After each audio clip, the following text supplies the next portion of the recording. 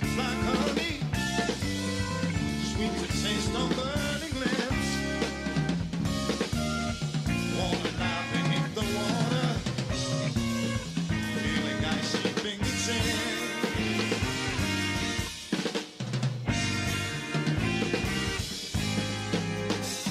Soothing nectar to my body, wash the image from my eyes.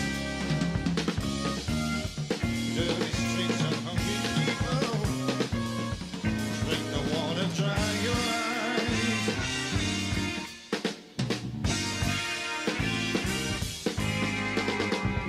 First come look at the reflections, listen to the music made. Drinking water's ease the mind, thoughts of you begin to fade.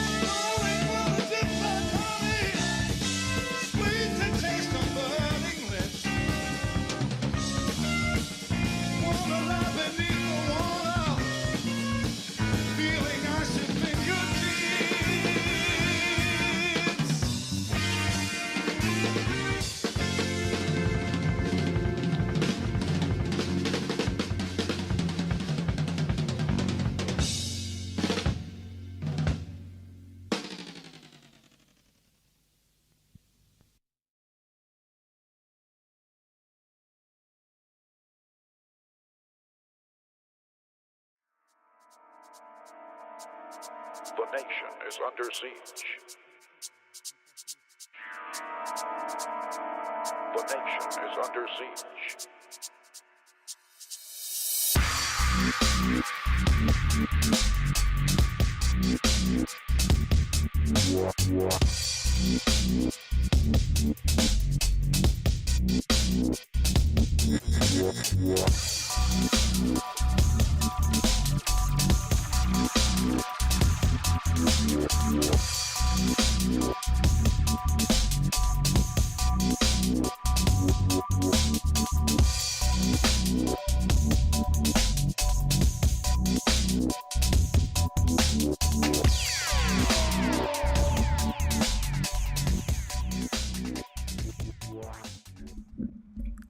Breaking news, everybody, on Divided We Stand. I have been assaulted in our green room just 2 minutes ago.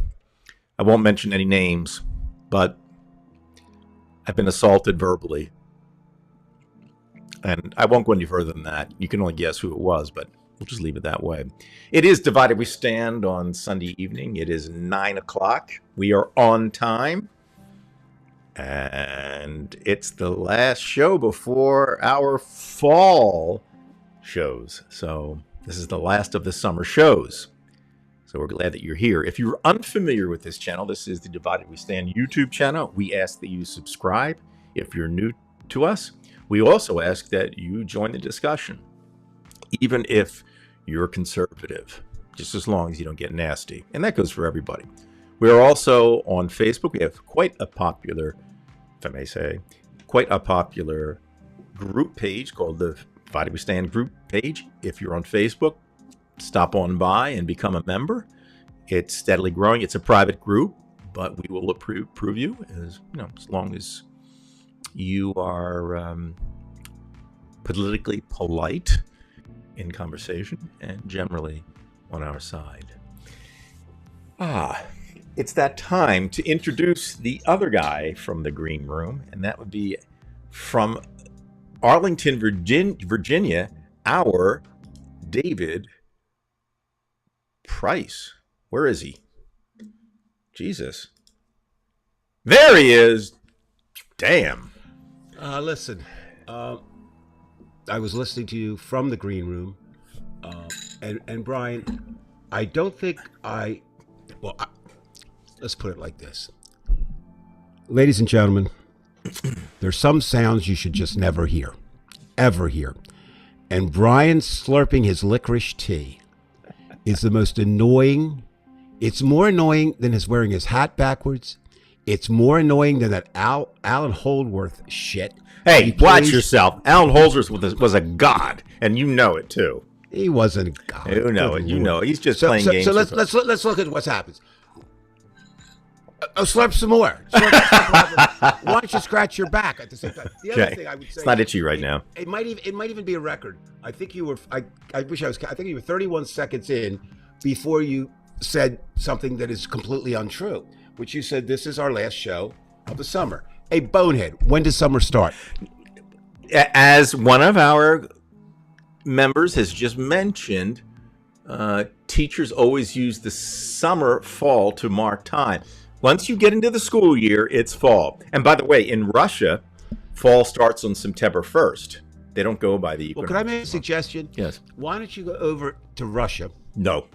I've been there too many times. okay. And you know what would happen Okay. if I would go there. So All right. Well, I don't know how you saw this week, but once again, I saw it as a good week for the good people, and not such a good week for the bad people. Right. So, Brian, I'm interested on your take. It's hard to know where to begin, with Trump and Vance. But let's start. What's your reaction? What do you see happen? What do you think will happen? Well, Trump, first of all, Arlington. I and think that you're alluding fiasco. to at least one of the things, that fiasco in Arlington. That was great because it upset a lot of military people. And plus, it just didn't look good. It looked very, very bad. And it's something he's going to have to answer to in the debates if he does show up in the first place. It's very tactless to do your own promotion on what would be considered a sacred site. That's kind of like telling a dirty joke during a funeral. It's just you don't do certain things like that. But that's essentially what Trump did. He really shit the bed on that one. He thought he could get away with it, and apparently he did not get away with it completely. So even though they weren't able to get him out of there, the bottom line is that it will help the Democrats, and that's all that really matters. Well, you're right about that. I think, of course, with Trump, it's never just one faux pas, right? It's, his whole thing. So, yes, of course, the idea was stupid. Now, we know why he chose it, right? Because he's in trouble with the idea of he's the commander in chief of the military, So this is going to reestablish that, right? Going to, That might work. The odd couple. yeah. Some of these suggestions are pretty good. Yeah, they are. I like that. Although Brian is on. we are politically generally the same, so that's kind of different. Sort of. Yeah. Yeah, no, but I'm just better. That's all. What happens is, what I found, again, this is why I think, if I were a believer in voodoo bad signs or something, I think somebody from the Cajun land of New Orleans put one on Trump, because not only does he, with his thumbs up, but his people get in an argument with a military person while there. Right. She's pointing out that you can't film. And did you see the guy, the goon? He looks like a bloated odd job from Goldfinger. So, I mean, he must be Trump's bodyguard or something, or some kind of thing with that. But anyway, so and pushing. Now, that's bad enough. But then his reputation suffers because everybody, or many people, wanted her to file charges. But she apparently, through the grapevine, said, I'm not, and said, which is a smart move, she said, for fear of her life. So automatically, you begin to think back to Stormy Daniels was, going with a bulletproof vest protector. And so, it continues to keep Trump in people's minds associated with violence. And we'll talk a little bit more about that tonight, violence. Well, we must as well start now. So anyway, my wife Judy and I had a really great experience on Friday. We went to the Washington, D.C. premiere of a new documentary called War Games. And what the premise is, Brian, it's really interesting. I urge everyone to see it. at some point. It'll be in limited release now, but it'll be released across the country. And what happened? A group of veterans, very concerned about fascism and Proud Boy type behavior, Aryan behavior in the military, come back, and they convinced the powers that be to put together a documentary that was a fake documentary, but really well done.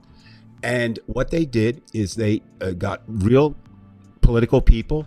Governor Montana was one. Heidi Camp, the senator, was one. Doug Jones from Alabama was in the cast, and they set it up with the president and his circle in the war room of the White House. And what had happened was it was another takeover of the Capitol, but this time it was January 6th, 2025. So it was a projection of what could happen. Right. And it was interesting, some of the wrinkles. And they actually had 6 hours. They felt before the situation, they had to make a decision. And the big thing was, do you invoke the Insurrection Act or don't you? And they set up an actual team. I thought it was interesting. I don't know if this is always the case in war games, but the bad guys were the red team and the good guys were the blue team. Now, whether that was right.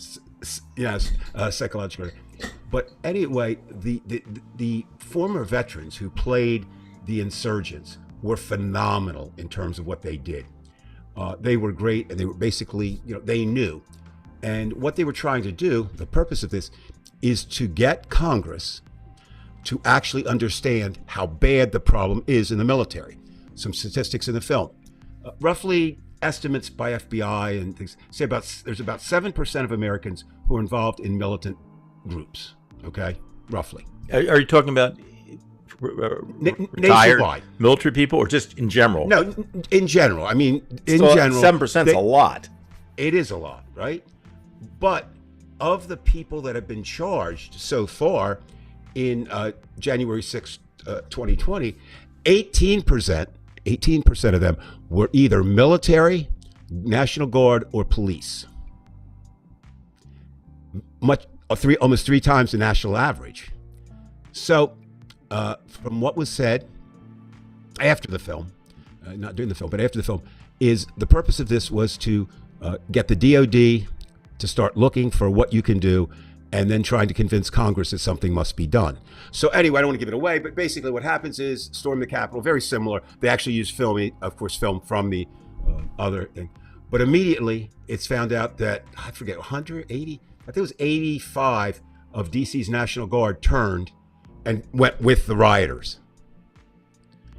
And so already you have that. And then breaking out all over the country during this 6 hours that this was transpiring. They took over the capital of Arizona. North Carolina was threatened, and it was just going on all over.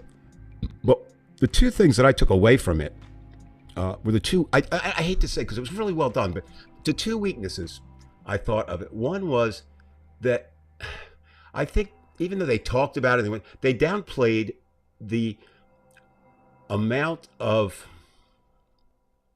misinformation, disinformation that would go out on social media. They were able to shut it down, and I don't know how you would do that, right? I really don't.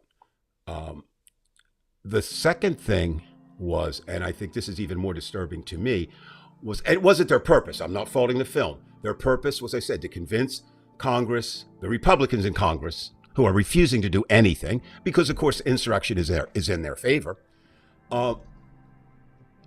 to take some action, and again the DOD to say, look, this is a bigger problem than even you acknowledge. But the one thing was, I said, I think they kind of dismissed the other attacks around the country. Like one military base, 12 soldiers there stole stuff and took over the base. So, Anti-Gaia, this is basically what that was. And the Rolling Stone, who's usually a pretty good film, said, this is the most horrific film you will see this year. And I think there's some truth to that. You're off, Brian. Where can we find this, Dave? Well, it's in limited release. It was released earlier in the month in New York and LA. It hit secondary markets like Washington, D.C. As soon as I find out, I'll let you know. All right. And put it on the website. it's almost a companion piece in a way to the other movie, which I thought was very thought-provoking, Civil War. The difference is Civil War is completely made up. This is a very realistic scenario.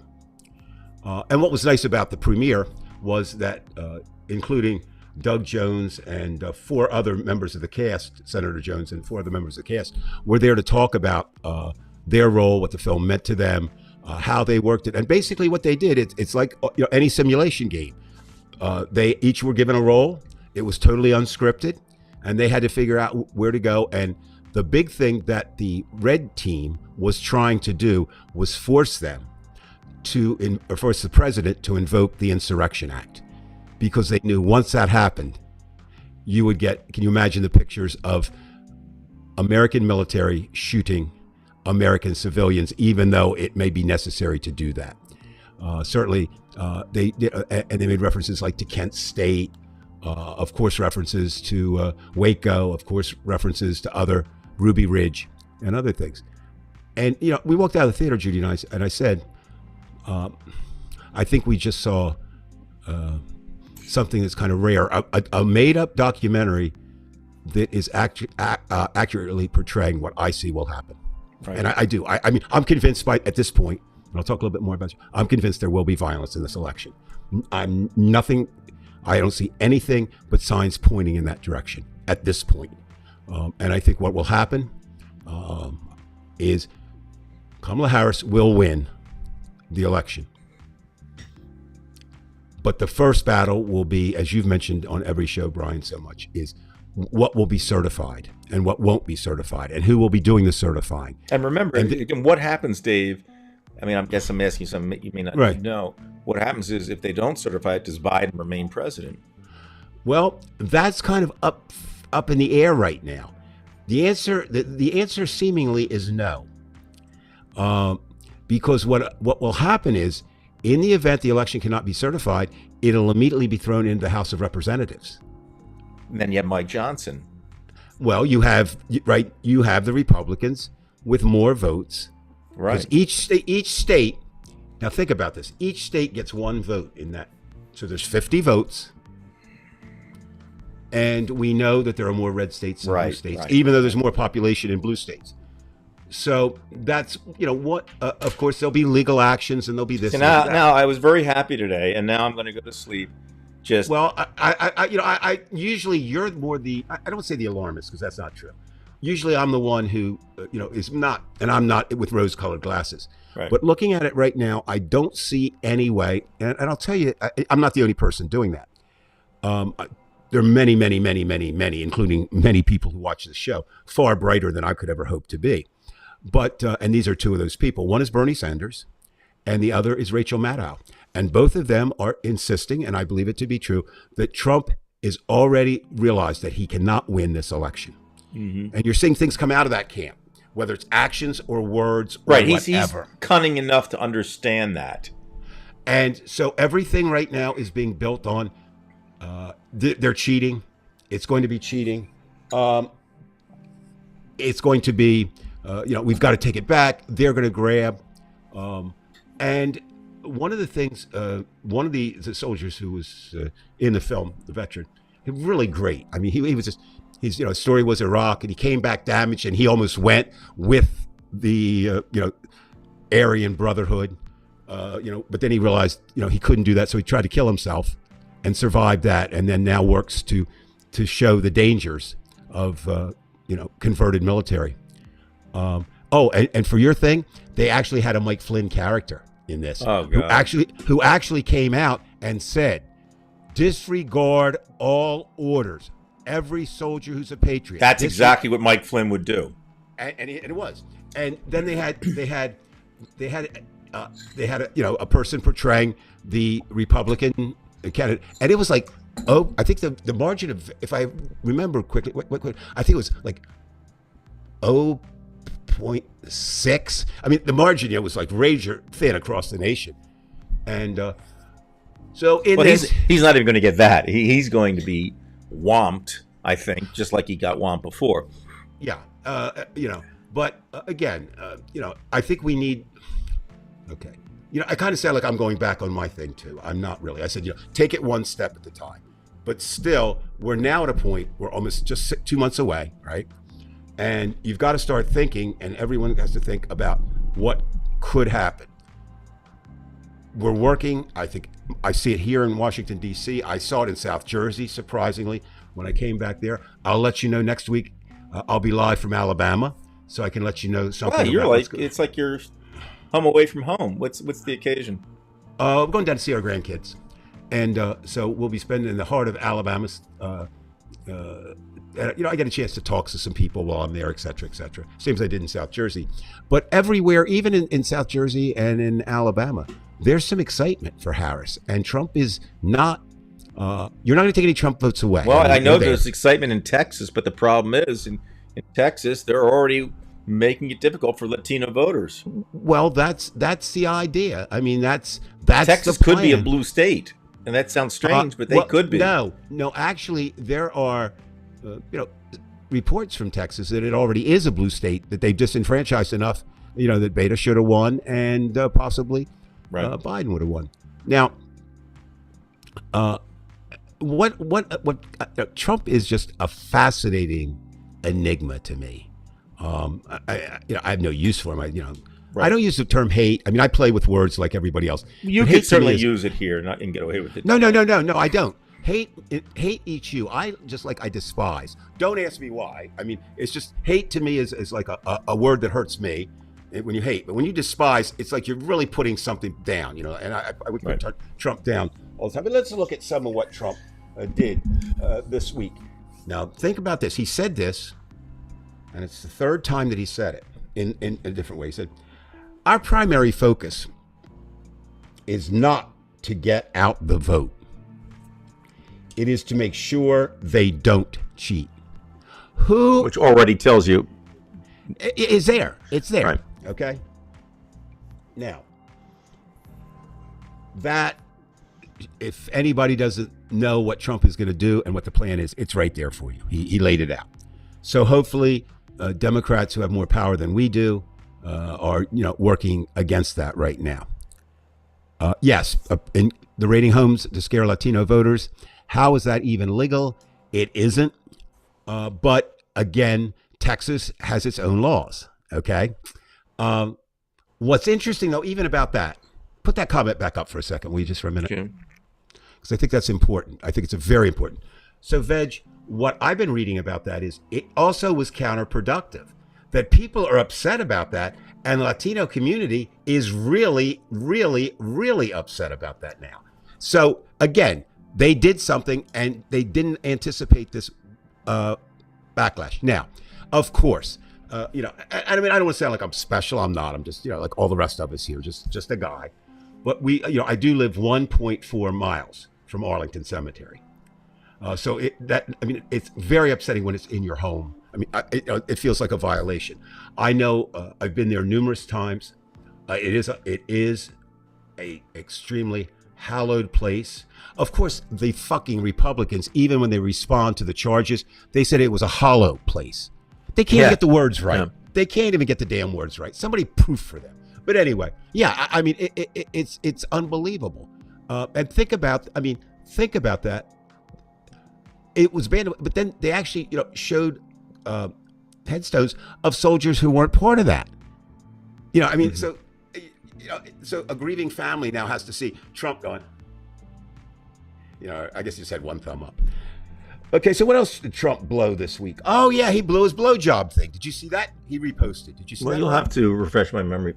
Okay, so what happens is somebody, obviously a Mogite, sent out a picture of a younger Hillary and a younger Kamala, and said, "This was yes, okay." Funny how blowjobs impacted both their careers differently.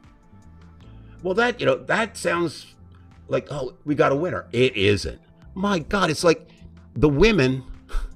Well, of course we know that Bill Clinton got a blowjob from Monica Lewinsky. I mean, it's not news, okay?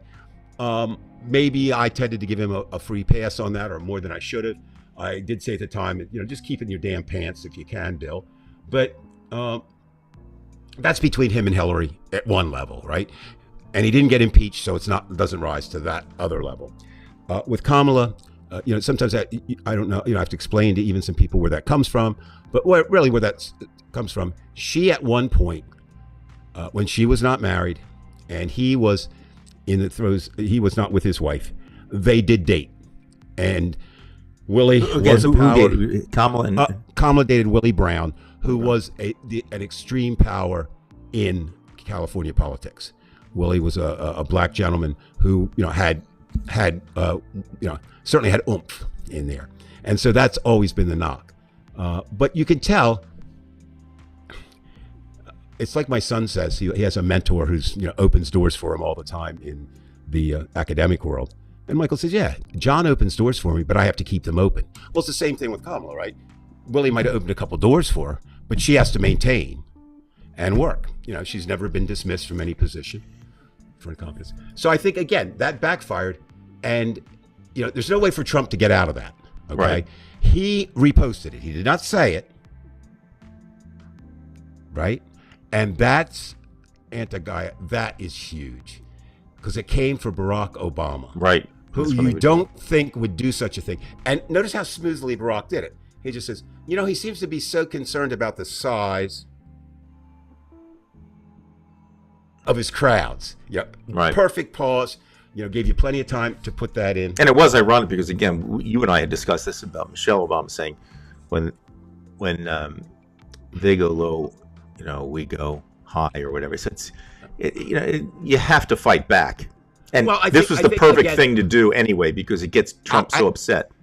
I think that I don't know who in the Biden camp or the Harris camp or the Walz camp or Kamala or Tim Walz. Somebody came up with the idea we are going to fight. But what they're doing, they're fighting on a high level, right? They're not talking about blowjobs. They're talking about things that are actually you can see. So what else does Trump do this week? Okay, he comes out on an interview and says with a straight face, God saved him from the assassination because our country is being destroyed and God wants him to save it. Now, I would assume if there were a God, well, let's assume for a moment that the whole biblical thing is true and God probably wouldn't come down, but he sent his son Jesus, right? And remember what Jesus did at the money lenders? He kicked their ass. So I think if Jesus did come down, he'd beat the shit out of Donald Trump. It's just bizarre.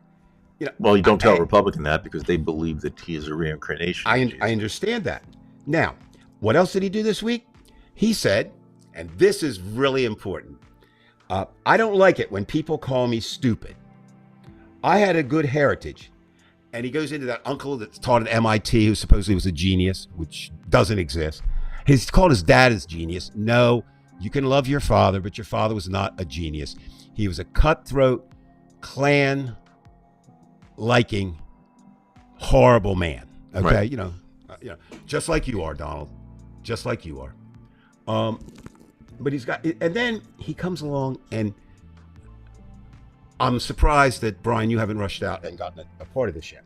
So, he has a new set of playing cards, right? Or not playing cards, but... I heard something about that, right, yeah. Yeah, so here's what it is, basically. It's him in different positions, AI'd, most of it, some of it real.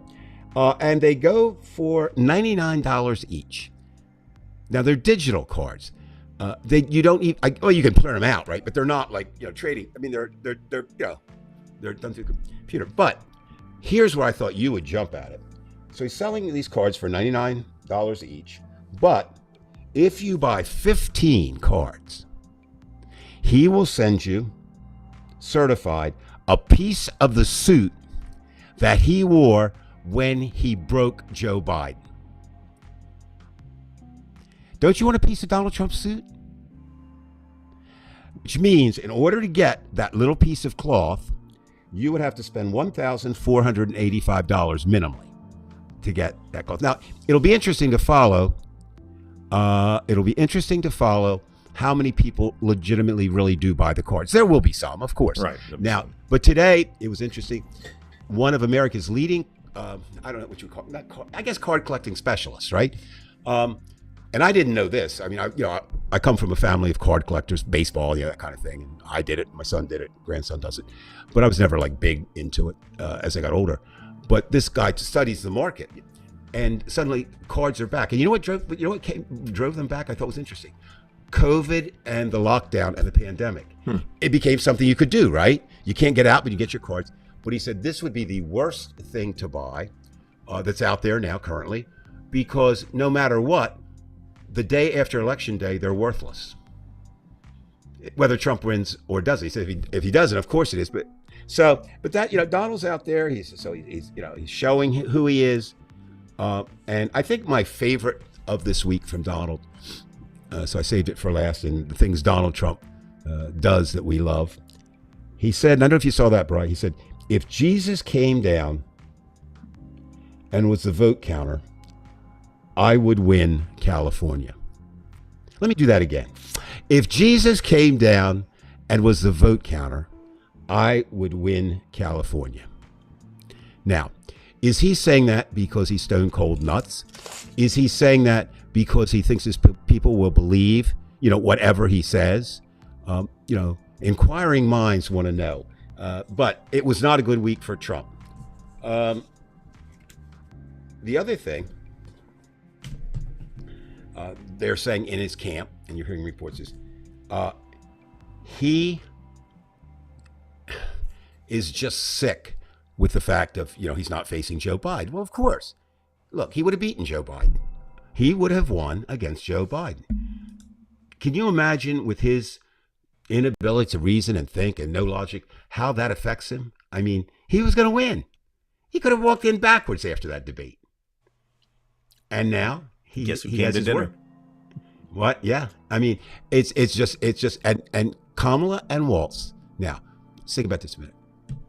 There are going to be people, I'm not one of them, but there will be people, if Kamala loses Pennsylvania and that costs her the election, they will say she should have taken Shapiro, the governor. He would be, but I don't agree with that. I think Waltz shores up more of the country than Shapiro would. I think, he's a Midwesterner. He's got that feel. They're calling him America's dad. Look, it's the choice it's made, and it was good. And that's I said in the beginning, I don't care which candidate was chosen. Let's just get it done and get behind them. But I think, and that's and you're absolutely right. He's that's great. What you do. But I think in terms of that, Waltz, she chose the perfect candidate, win or lose. I believe that.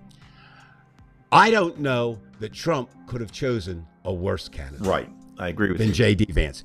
Now, we can look at them head to head and not in a debate. This week, we saw how different they are. J.D. Vance went in a donut shop. I don't know if you saw that. I saw that. And it was like, an alien going into a donut shop. He had no idea of that. None of the employees would come out. The one who was serving him didn't want to appear on camera with him, right? So he's surrounded by, the Secret Service and his people. And he's trying to have this conversation with his people. Waltz goes into the donut shop. Everybody and their mother comes running out. He's there. He's having fun. He goes into donut shops. I don't know. Think about that, Dave.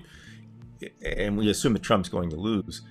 Vance, if he loses, I don't know that that's going to help him at all in Ohio if he wants to run again eventually. No, you're out. No. I don't even know how this guy made it, that in the first place. But I don't either. But no, I believe there were two factors in play. Trump didn't want anybody who could challenge him in terms of popularity. Right.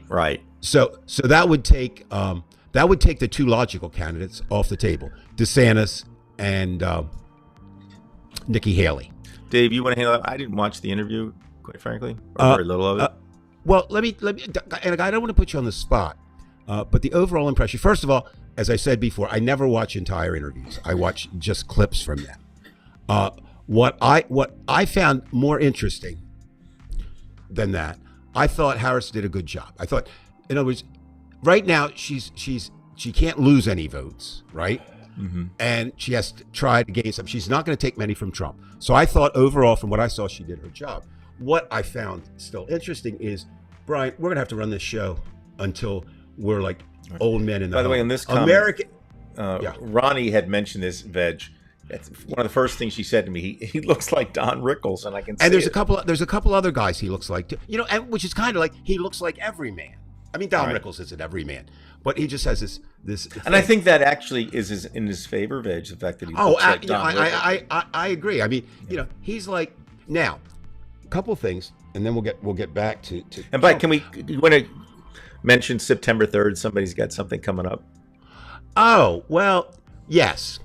One of our faithful listeners, viewers, who actually works in tandem with me of trying to drive Brian crazy because we feel that's our patriotic American duty to do, is Mr. Who is it, Brian? You can say his name. Joey Fulcher. Yeah, and Joey turns, Joe, you're going to be turned 52, right? Because you are. I think he's turning 82, but if you say 52. No, Joey's the man. You just don't like him because he can put you in your place. Place. And that's what he does. So happy birthday, Joe. Yes, and Joey, to happy birthday. to everybody else out there. So a couple other things, you know, looking at Vance as kind of the spokesperson for Trump when Trump's not doing this. Yeah, that was, I said, Anthony, that was interesting. Yeah, I mean, you're right. He doesn't even know what that was. But he did a couple other things this week, which I thought I was kind of surprised. I was not surprised that he did it. He responded defending his president by saying if Harris made this up and it's fake, you know, it's fake news and it's not real and it didn't happen and if it did, it's not that way, and she can go to hell. Now, I don't find that offensive. You know, that's part of politics where we are now. But there was quite an uproar over him saying that, and I think what he's finding out, and it doesn't exist in his world, and it doesn't exist in Donald Trump's world. There are men in America, I hope I'm one of them, who does not think that you should treat a woman the way you treat a man. You know, there's a difference. There should be, we should respect all, but I think it's really, really, really, again, rallying women. And then the other thing, of course, they keep finding these speeches or excerpts from him, and he can't deny it. It's not, you know, it's not AI. And he had one now where he's suspect of female teachers who don't have kids because they're, quote, indoctrinating the kids. Now, Trump can't let that one go. So he jumps on and says maybe the most bizarre thing he's ever said. I mean, you know, it's hard to say. Did you see, I'm going to paraphrase here, but did you see what he said about transgender kids? Basically, this is what he said. In essence, he says, you know, it's just terrible, this transgender thing. You send your child to school, and 5 days later, he comes back another gender. What? Right. I taught and was in education for 34 years.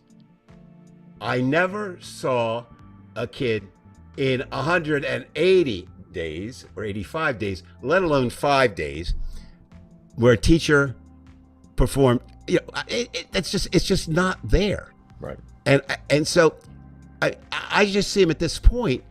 You know, everything they're uttering, everything they're saying, this might have stuck in 2016. Okay, and it did. Right? He's campaigning the same way he did then. It didn't work in 2020, and it's completely, failing now. Now, should we be overconfident? Absolutely not. Right. Absolutely not. Because there are going to be a lot of things happening those couple days before and after. And so we have to make sure of I think three things. If we have some money, and some of us do, some of us don't. But if you have any money and you want to spend it, I would just urge you to spend it, but spend it wisely. Right. I think I mentioned before, I'm really keeping an eye on the Montana race because I know Senator Tester. I think he's a good guy, and he's running a little bit behind. West Virginia, for example, I wouldn't spend any money there. That's not a deal. I really like Brown from Ohio. I might send some money there. But it's this idea. So that's one, money. Secondly, of course, is whatever you can do. Right. And what I mean by that is if you can work at the polling place, do it. If you can make calls, do it. If you can work the streets, do it. When I work campaigns, I like the streets. That's me. When my wife works campaign, she likes the inside job. That's her. Yes, that would be interesting, wouldn't it, Jeff? That would be really interesting. Yeah, and he certainly said, and he said it on more than one occasion. By the way, I'm going to stand up now just for a minute to show you something else you can do. Oh, don't do it! Don't do that! Don't do it! Don't. Oh, okay. You're just showing us a T-shirt. Okay.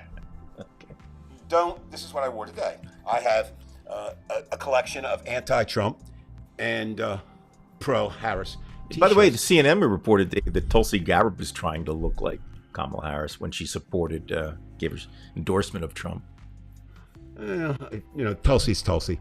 She is. Yeah, she's just another wacko on the team. But Right. what I did this today, I happened to, we walk a lot, and I had other things to do, so we were walking before the show, and my wife and I, and 4 different people reacted to the shirt, either stopping or doing this. So that's something that I do. I wouldn't necessarily advise others to do it, but when I wear these things, it's I don't do it for the ego, but you walk up and people like laugh, or they have fun, or they say it's a great shirt, or they come up, can I take your picture? Or can I take and I say, yeah, can I take a picture of you? I said, of course, as long as you send it to Donald Trump. The idea of it is that's something I could do. So we all have to find those little things. I chose this year not to work for the campaign, simply because I think I can do more good maybe here. Right. I'm going to start something new, which I'll let people know next week, because it is time to start things new at school that works against this. And so, and again, and then if you know anyone who isn't planning to vote, I mean, I don't think you're going to sway any Trump people, but try to work on them. If the friendship, whatever, just say it's so important, Right. because we've overused it. It's like Chicken Little. The sky's falling. It didn't fall. Sky's falling. Well, this time the sky is falling if Donald Trump gets in. So this is the one, and he knows it too, because he said, if I get in, we won't have to vote anymore. So, he knows the stakes. We know the stakes. Vance knows the stakes.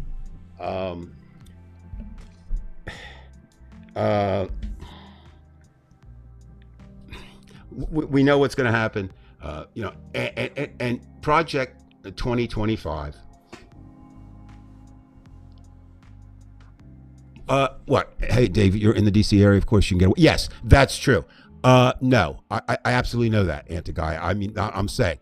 Although, I did wear it in South Jersey. I did wear them in South Jersey. You're taking your chances here. I would say that. No question. But I wanted to. I mean, I agree. I mean, that's my home. I'm not going to back down there. I'm not that brave or anything. It was just what you get here, and you get them every day. They don't. You can tell. I mean, they're dressed like. I don't know. But I had a guy today. I mean, definitely was a Trumper. I mean, he just looks at you like gives you this death stare. Right. Well, no, I'll just give him a smile. No, and that's nice, because as long as you can get that reaction, it's upset. They deserve to be depressed. Oh well, yeah, anxiety. They gave to us. Well, and not again. But of course, am I going to do it in Alabama? No, and I'll tell you why. Not because of that, but Michael, his son, said, Dad, you better not, because all of Owen's friends are Trumpers. My grandson, and so really? Yeah. Oh. I think No, I just answered that. No, I'm not. Well, how does your son handle it, Dave? I mean, he's a liberal, right? So if he's asked, what does he say? If he's asked, he said, I'm voting for Joe Biden. If he was asked, I'm voting for Kamala Harris. You have to remember too, Tuscaloosa is not really Alabama. Yes, it is, but it's not. It's like every college town. No, imagine outside of the town. Well, even like I said, well, always, it's interesting. They have 2 things. They have both my grandson and my granddaughter have gone to them because they're friends. They have Bible study for kids, and they go. They don't get doctor. I mean, he just goes. Yeah, but it's just not something. Maybe it's just my opinion, but it's just. Well, it's a difference. The South is different. I mean, that's the thing. It is indoctrination in a certain way. Well, of course it is. Brian, you said it, and you're absolutely right. Everything Trump and the MAGA people accuse us of, they do. They do. Right. Now, what I think is not only are they projecting, Like Trump really doesn't understand. He doesn't get it that Joe Biden stepped down of his own free will, not our determinism thing, but he stepped down on his through own. determinism, but yes, that No, decision was made in his subconscious. It came through. But what happened? But what happened is, and Trump thankfully so, because that way all those little inputs said, well, you got to go. Well, you and I could debate that all day, but we won't. But the idea of it is, for whatever reason, Trump couldn't do that. I mean, he just couldn't. It's just foreign to him. So he's actually, have you seen beyond recently? He's throwing out the word coup. Right. That it was a coup. No, it wasn't a coup. Now, did Nancy Pelosi get on the phone with people? Yes. Did Barack Obama maybe do the phone call that some people said he did? Joe, buddy, it's time. You got to do it. I don't know what else to tell you. But that's not a coup. Yeah, Anthony, you're right. I mean, Anthony, I don't know you that well, but I know you pretty well, and you are a representative of but what he I also consider to says be. something that is generally true about churchgoers. They are Trumpers for the most part. But that is interesting though. I had lunch today with a good friend who lives in the building. He's a retired administrator for the National Park Service, and we get together. Actually, what happens is he travels all the time, and Judy waters his plants for him, and then he takes us out to lunch. So I benefit. I don't do any of the work, but I get a free lunch. So we're talking. We of course come up with politics and talking, and he had just come from Catholic church service. And I know, Brian, how you feel. You and I don't agree necessarily on how bad religion is, but the Catholic Church has not been that associated with Trump, really. I mean, they really haven't. Starting with the Pope. But they haven't spoken against him enough. Well, there's two schools of thought on that. Politics should not enter into a church. Everything counts when it comes to morals and ethics. If you're going to stand for what is right, you come out. Doesn't mean you have to, infiltrate the government. No, it's separate. But you got to come out and say this man is evil. I sort of baited you into that. The homily and the service was designed to attack everything Donald Trump stood for today. So they did just what you asked them to do in that one church. I'm not saying it's nationwide. But certainly it is a balance. Actually, Dave would be the kind of guy to wear it right in the Trumper's face. He's a troublemaker, laughing out loud. Yeah, kinda. Except I do value my teeth, and I'm not much of a fighter. Never was. By the way, we have Fel has returned. Thank you, Fel, for joining us again. We do appreciate. that. Yeah, hi, Fel. So, Dave, you want to address Fel's Sure. What is your opinion? Okay, if I were coming from where you come from, Fel, I would agree. Here's how I see it. RFK Jr. has mental issues. Now, I don't, he really does. I don't know. I mean, I don't want to get into, he acknowledges the worm ate his brain. I mean, I don't mean that. But he is almost driven to be the anti-Kennedy. He's been that the whole time. Whether it's a reaction to his father, whether it's a reaction to something, I don't know. He and I would parted company long before this. He would not administer any vaccines to anyone. None. I've seen no medical proof that vaccines have caused the things that he claims they've caused. He has, and let's just, I know it goes without saying, but he is not a physician. Well, that's true also. And then he's just weird, okay? How many people do you know who deposited a bear in New York City? Just the stuff he does. He's just a bizarre person. So now, why I wouldn't get that? I'm not saying you shouldn't be excited. Anybody who comes to, if you're for Trump, anybody who comes to your side, you're going to take. But I would be a little leery of jumping on a ship, because we do know that he actually approached the Harris team and said, I will give you my support right. if you give me a job. Well, that just puts him two camps. He has no moral standards like Donald Trump. and he's weird, like Donald Trump. It's like the perfect Tulsi- call. Tulsi Gabbard, I think, is a little bit different. She Tulsi strikes Gabbard's me- another one who cares about Tulsi Gabbard, and that's Well, it. that's and I think she thought she was going to be on the fast track to things that didn't happen. Again, she claimed she had her come to Jesus moment. I was a Democrat, and then I saw the light. What is your opinion of him wanting to make the country healthier, make America healthy again? Well, I think first of all, it's an interesting slogan, Fel, because you've been singing a lot. It's now MAGA joins Maha. I don't know if you've seen that, Brian. No, They're not using at all. Maha. This is new to me. No, this is. I mean, so it'd make America healthy again. The thing is, I have to say, in my personal opinion, and again, as Brian just said, Mr. Kennedy is not a physician, neither am I, but I would have to say what I know of what he plans would make the country less healthy again, because I think vaccinations for young people I think they're important.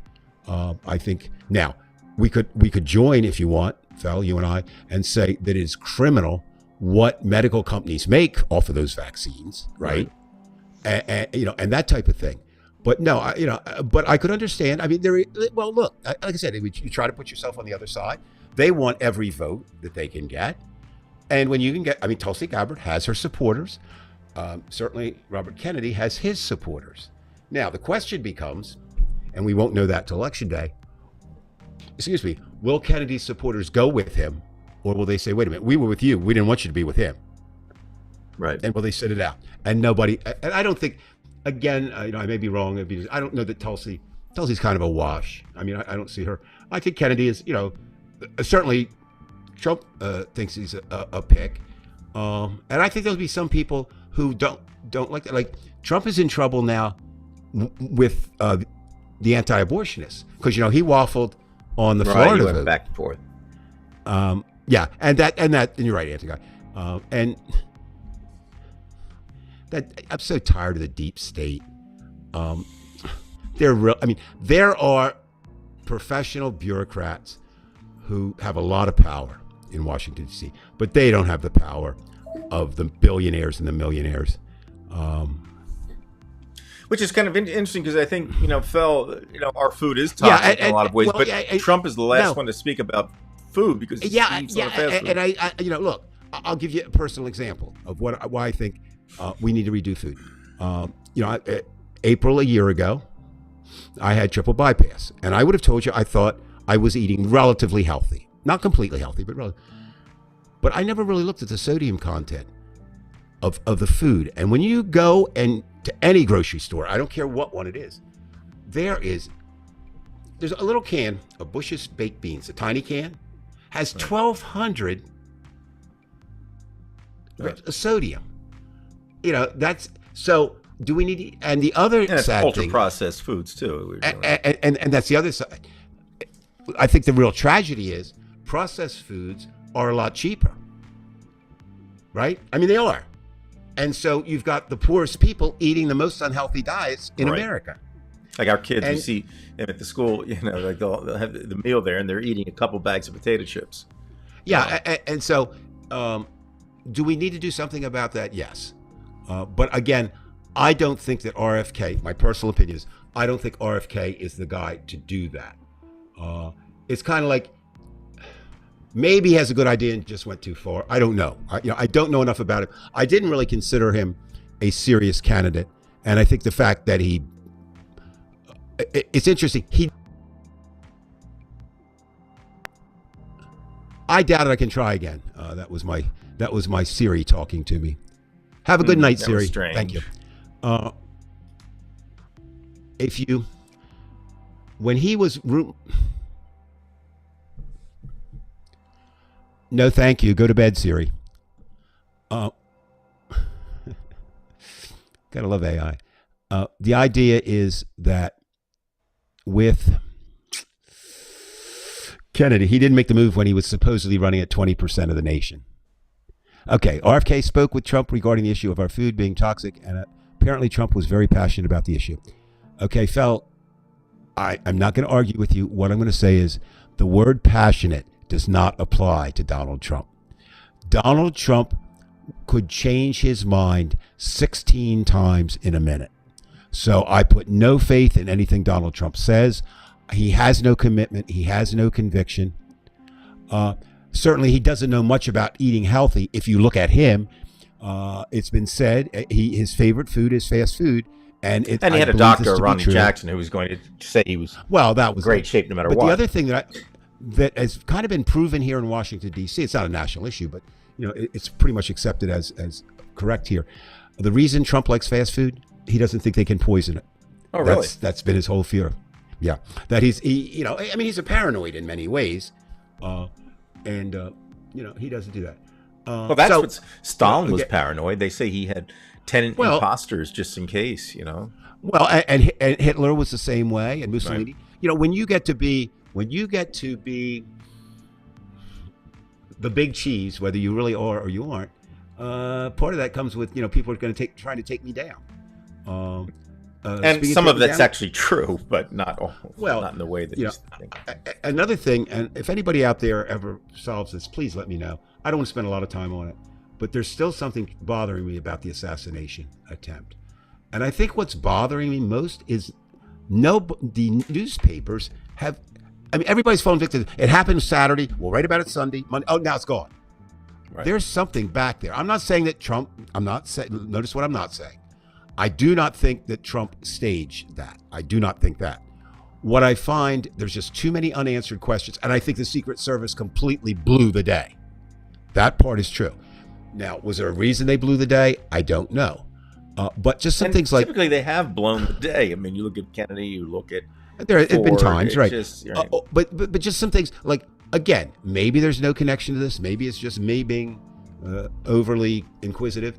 But why was there no medical report filed? None. None exists. Why who wanted the body cremated the next day? It didn't even last 24 hours. Yeah, it kind of smacks of the Epstein thing, like how did that happen? How is it that they knew that they had to keep an eye on this guy, and then it turns out he's done. But anyway, it's not that important. But what I do find interesting is Trump was going to milk that, and still is trying to. Okay, no question. I mean, look, he's not wearing the bandage anymore, though. I grew up in South Jersey, where Brian now lives, and I grew up with guns. It was a way of life, and my father made sure that I could handle guns before he wanted me to do it before I was 10, and I did, and I didn't like them, and I never used them. But I do know, I fired him enough to know that the type of rifle that the shooter used, there's no way in God's green earth, if there were a God, that would nick that ear in that way. None. Okay, what do we have with this? Personally, I think the fact that two former Democrats backing a Republican and Trump willing to work with them is a pretty big deal. There are policies that I don't agree with from the start. The question is, well, who are the Democrats? Yeah, well, and again, I think we all fall victim to this story. Just because you're a Democrat doesn't mean you're a good Democrat. Right, Just we knew that from Jeff Van Drew, and that we know that. And so, I mean, if it were true, if you had good people of value coming to the other side, whatever, I think it would be more. Again, it's just me. I would not take Kennedy. I would not want an endorsement from Kennedy. I wouldn't want anything to do with Kennedy. Right. I think when every member of your family speaks badly of you, that says much. Okay. Right. Trump has a divided family. That's pretty American. But I thought, again, Waltz is almost, whatever they're trying to throw against him, it's not him. It doesn't stick. I don't know if you saw this week another thing they tried. He apparently, and I don't know much about this, so if anybody knows more, let me know. But I guess he has a brother that they've been estranged for at least 8 years. Well, that sounds to me like a political estrangement, right? 8 years ago, Trump appears on the scene, right? Basically. Are you talking about Trump or Walz in this case? No, Walz has a political estrangement with his brother. Okay. And there was a lot of, his brother will tell the story. Well, wait a minute. That's everybody's story. I have a cousin. We grew up together.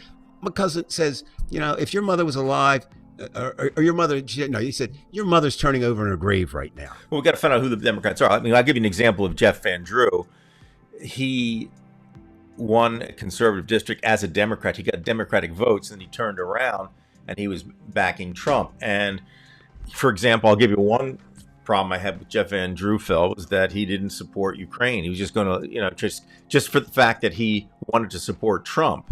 I mean, before that, he would have supported Ukraine, but because of Trump, he decides, at that time they weren't going to give aid to Ukraine. I'm glad you're here. We can talk all the time. If you want to reach me outside of office hours, anytime, give me a call or send me a text.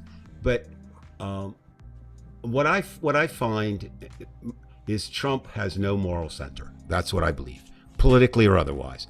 And I think Kennedy is basically the same way. And I think Ms. Gabbard is basically the same way. And well, they do all have one thing in common, and that is they have great egos. Well, the only thing is, people say that, and Brian, I covered politics for a long while, not at the Bernie national Sanders level. Doesn't have a big ego, in my opinion. Who doesn't? Bernie Sanders. He has one of the biggest egos going. Are you kidding me? No, I think he's. No, Brian. He is what he is. No, he has a huge ego.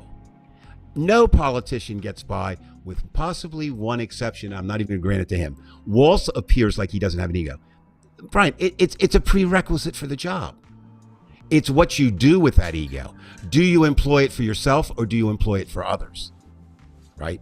Now, Bernie employs it for others. We can say that there are different levels of egoism. Oh, of course. But I mean, you can't be a wallflower and be elected. Joe Manchin and Chris Sinema, both. That's right. There you go. Yeah. I think there you are. And if you believe that, more power to you. I think that I would say that is not a true statement. I would say the statement is, I think they all, if you're talking about your trio there, they all want to put themselves first. So what we're doing is we're agreeing that they're putting something or somebody first. Yeah, and we can all disagree peacefully. And that's the point. Now, I hate to argue with you on that. You apparently can. And on the show, Brian and I and the other people watching can. I'm not real sure the nation can. There's an awful lot of basically angry white men out there, an awful lot, who feel that the America they had, the America they deserve, the America that should be, is not. And a convenient... Yeah, but their expectation, that's kind of like expecting, an African-American wedding to play Ted Nugent. You can't assume that culture is homogenous. Well, I understand that, but what they don't get is cities are not what they were. Nothing in America is what it was. And you were talking earlier about the vote in Germany Germany today, right, where they went conservative. The world is reacting now against liberalism. It's a fight, right? And I think most of that comes down to, in Europe at least, what I understand to be true, is the tremendous influx of immigrants. And it's not so much color there, although that's part of it. The other thing is, loss of the culture of the past. There you are, and that's the same thing here. In our case, it's a loss of the white culture. It's a loss of a male-dominated culture. And what is it? I mean, if we only live for 85 years, what's the difference anyway? Because are you going to take that culture to your heaven and expect people to listen to Ted Nugent? Well, it's just it basically, there is in America a huge strain of individuality brought on many ways by the cowboy myth, right? The myth of the lone, the lone gunman settles the problems with guns. I grew up, with the Lone Ranger. He fired his gun 82 times in the show and nobody bled. I mean, those kinds of things, right? Right. And if you go back and really read the history of the West, is pretty damn bad, as all American history is. What we get is the sanitized version in the classroom. There's a big controversy over the 1619 Project. There's a friend of mine who is deceased, James Lowen, who wrote the book. He wrote a series of history books about the lies your history teacher told you. There's a whole series of them. I mean, he was right. We don't get it that way. There's a lot of things are sanitized. I mean, even when you read the history that's correct, you can hear about the bombs, but you don't actually experience them, so it's a lot easier to digest.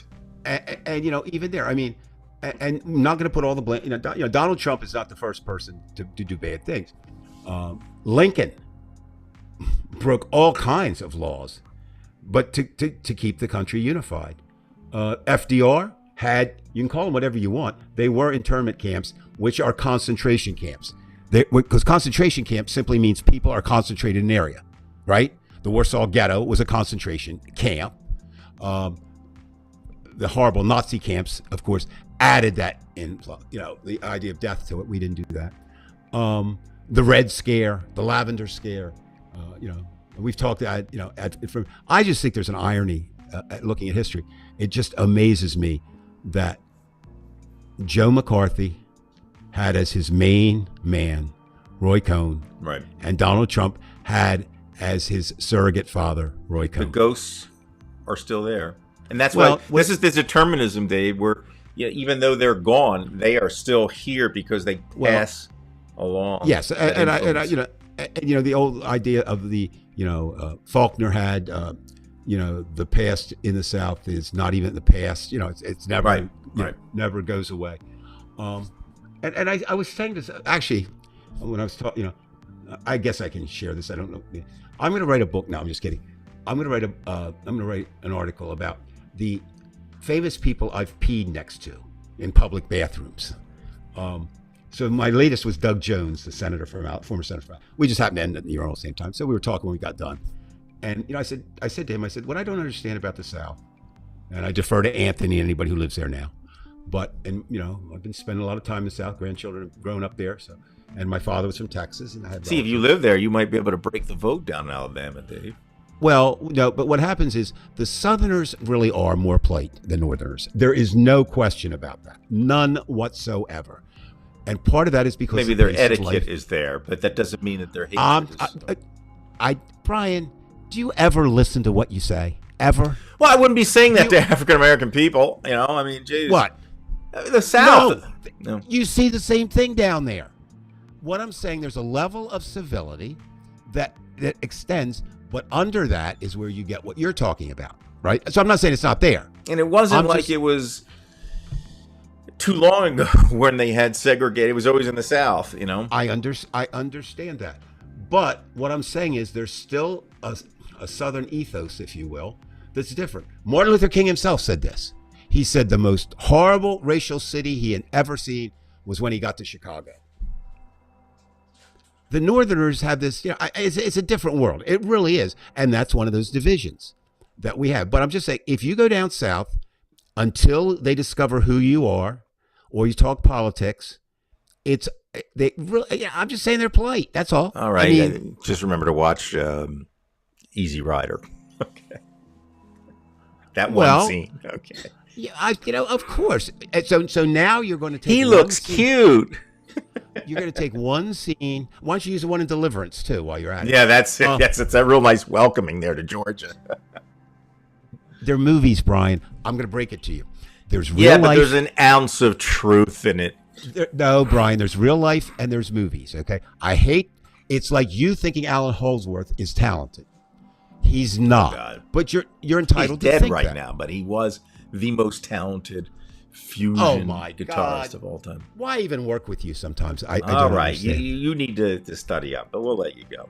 All right, so Brian, you've got last word tonight. I've been talking too much tonight, so you go. What do you want to tell first of all, I want to people? say I liked the show tonight. I thought it was very, very interesting, and Except for Alan Holdsworth. I had no idea exactly what we were going to speak about, though I did have some general idea. But this was interesting because I liked the interplay in the chat room. I thought that is really what makes this thing work, and I hope all of you who are in the chat room, tell your friends. Again, we're not looking for money, and we're certainly, although we are looking for subscribers, we're still under 500 subscribers. So if you know somebody who like to shoot the shit about politics, and it's a Sunday night or whenever we have this, please, be a part of this, because yes, the guitar player fell. He's my favorite electric guitarist was Alan Holdsworth ever since I was 17. just But remember, Brian's the same a guy who. god, a true. I mean, he literally. If I would say there's one human being not from this He's- planet, it was Holdsworth. He's not even. He's not even the top 25. Oh my God! Now, by the way, fans, this guy's just—he's being sarcastic because he will tell you afterwards, like, I know how great he was. You know. No, I won't. He isn't great. I cringe every time you play that intro. Okay. And it's, why you chose that. I mean, I don't know. Okay, I'll tell you why. Because the name of that song is "Water on the Brain," and sometimes I suspected that to be your problem.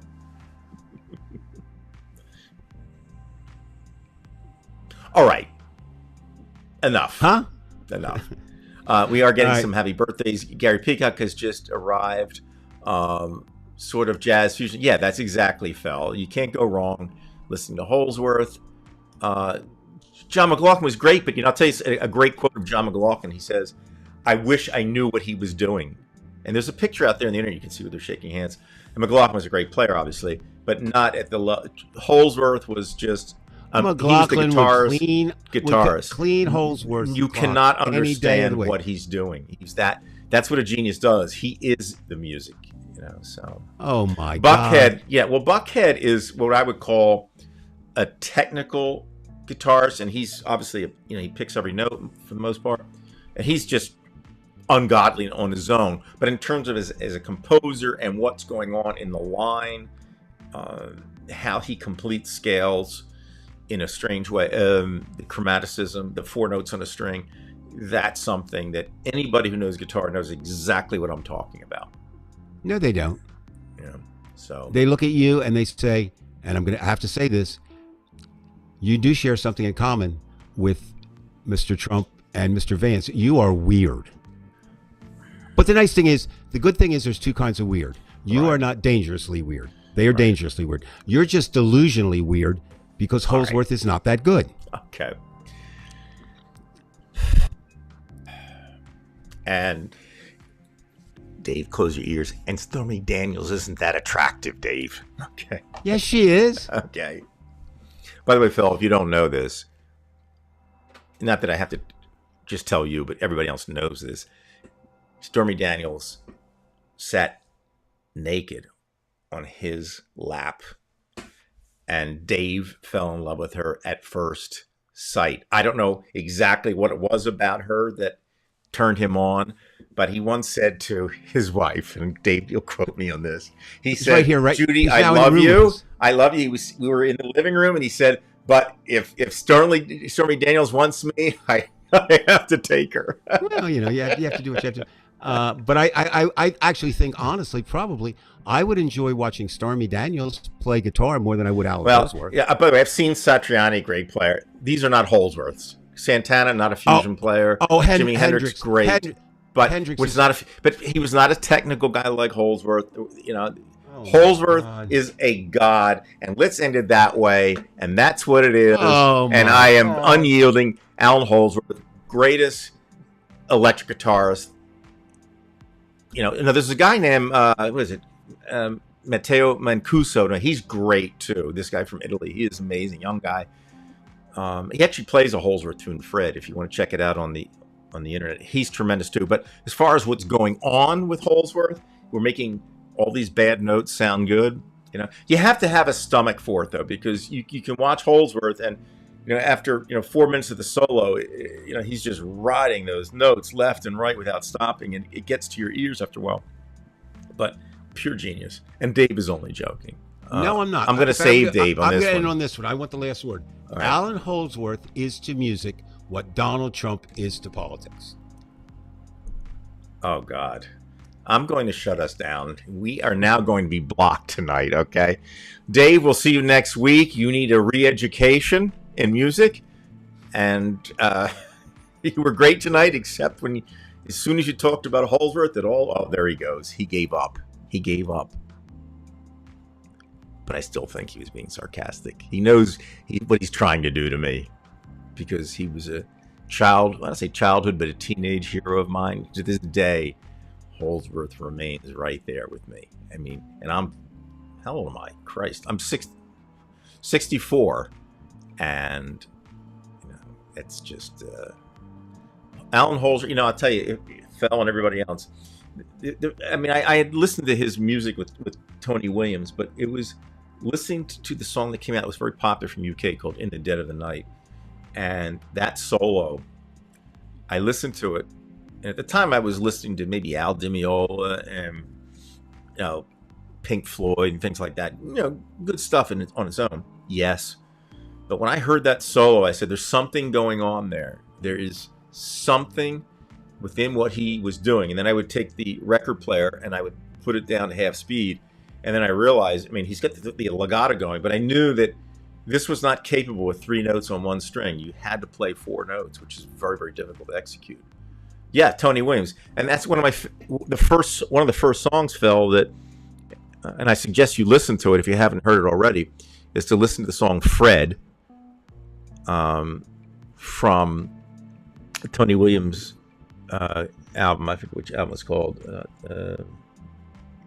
Christ. Anyway, it was "Fred," Tony Williams' Lifetime album. And that solo was another one. And that was a solo before the UK stuff. He didn't really enjoy playing with UK because it was like they were asking him to memorize solos, and then he and Bill Bruford left. But that's, if you're interested in listening to Holdsworth, I think the first solo you want to listen to is the solo to "Fred," and it was smart of Tony Williams to get Holdsworth to play, and he just let Holdsworth do his thing. He didn't tell him do this, do that. He just said, just do it, because he knew what he heard, because George Benson heard him and said, this cat is just off the charts. And he was.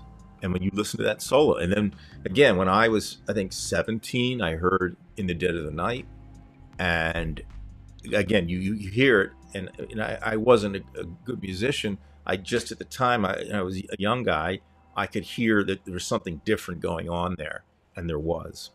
So for those of you who are music aficionados, check out Tony Williams' Lifetime, the song "Fred," and he wrote the whole tune. Holzer. It wasn't Tony Williams' song, but Tony Williams, of course, plays the shit out of everything that he does, or did play the shit out of everything. So they were great together. So yeah, check it out, everybody. And Joey says 65 is. I was wrong. Joey isn't 52. He's going to be 65. Happy 65th birthday, Joey. You're older than I am. Jesus. I always knew you were old. All right. Thanks, Joe, for telling me how old you are. All right, Joey. More music. Yeah, well, believe me, we do this sometimes. But Dave and I argued. See, Dave was a Stones guy, and I was more Beatles and stuff. But I wasn't even Beatles. I was more Genesis and Yes and that kind of thing. But that's because Dave and I are 9 years apart, the generation. I was more into the progressive stuff. I'm not saying it's better. It was just how I grew up. And Dave was more rooted in the roots of rock and roll. So something like Holdsworth, I think he would have an appreciation for it if he was really serious. It's just too many notes. In fact, that was one of Steve Morse's famous songs, Too Many Notes, which is a great tune too. But Holdsworth, yeah, that's the whole thing. All right, folks. Thank you. Yeah, more of the prog thing. Yeah.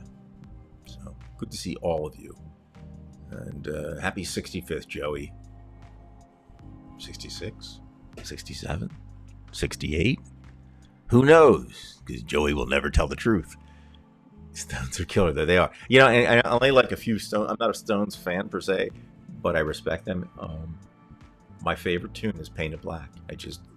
That is such a great tune. At least in my opinion. Everybody's got their own opinion. So good night, everybody. We're going to fade to black on "Painted Black."